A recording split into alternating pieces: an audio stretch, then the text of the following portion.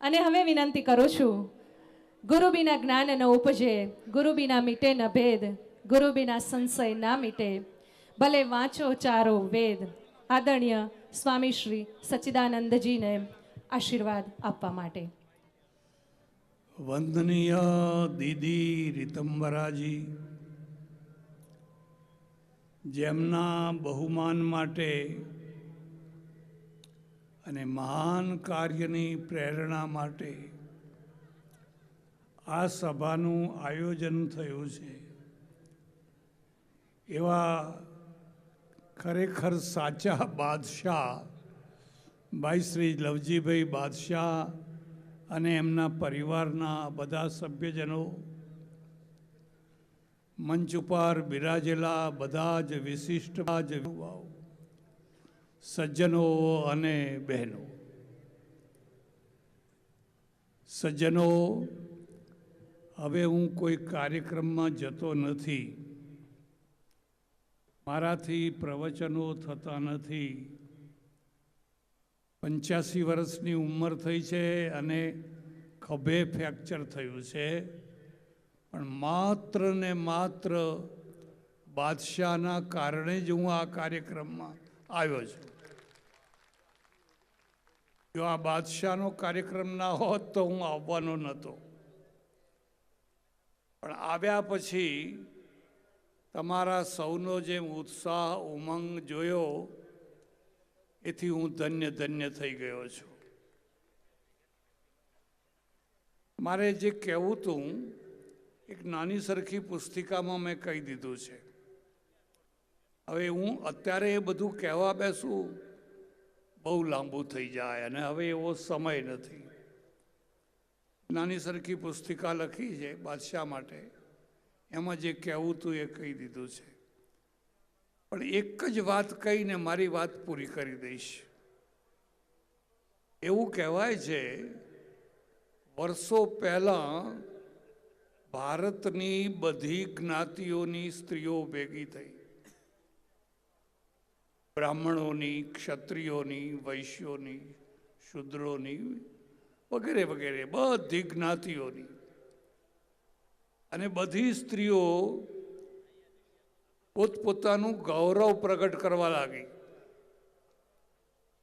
બ્રાહ્મણોની સ્ત્રીઓએ કહ્યું કે અમે આટલા ઋષિઓ પેદા કર્યા, આટલા સાહિત્યકારો પેદા કર્યા, આટલા રાજા મહારાજાઓ પેદા કર્યા. તમને ખબર હોય કે ના હોય, પાટલીપુત્ર ઉપર 300 વર્ષ સુધી બ્રાહ્મણોએ રાજ કરેલું, અને મહારાષ્ટ્રમાં પેશવા બધા બ્રાહ્મણો હતા. ઝાંસીની રાણી લક્ષ્મીબાઈ બ્રાહ્મણ હતી, અને આઝાદીની લડાઈમાં ફાંસીએ ચડનારા 70% બ્રાહ્મણો હતા. 70%. મેં 4 પુસ્તકો લખ્યા છે, વાંચજો. અમે આટલા મહારાજાઓ પેદા કર્યા. ક્ષત્રિયો તો ક્ષત્રિયો જ છે, એમને તો કેટલાયમાં રાજા મહારાજાઓ પેદા કર્યા. બધાએ કહ્યું ભીલમાંથી કેટલા રાજા થયા, આદિવાસીઓમાં રાજા થયા. પાટીદારના એક પતિ પત્ની બેઠા હતા, લોકોએ એમના સામે જોયું ને કહ્યું કે તમારામાં કોઈ રાજા મહારાજા કોઈ થયો? એ વિચારમાં પડી ગયા. જેણે આખા દેશને અનાજના ભંડારો આપ્યા, દાનના ઢગલા કરી દીધા, શું ના કર્યું એ વિચારમાં પડી ગયા. એ 2 પતિ પત્ની હતા, એક ડુંગરભાઈ ને બીજા કંકુબેન. અને ડુંગરભાઈ ને કંકુબેને ઊંચે હાથ કરીને કહ્યું કે હે ભગવાન, આ બધી સ્ત્રીઓને તે રાજા મહારાજા આપ્યા, અમે શું ગુનો કર્યો કે તે અમને કશું ના આપ્યું? ભગવાને કહ્યું તું ચિંતા ના કર, આ રાજા મહારાજાનાઓને પણ ટપી જાય એવો બાદશાહ હું તને આપીશ. એ બાદશાહ આ લવજીભાઈ બાદશાહ.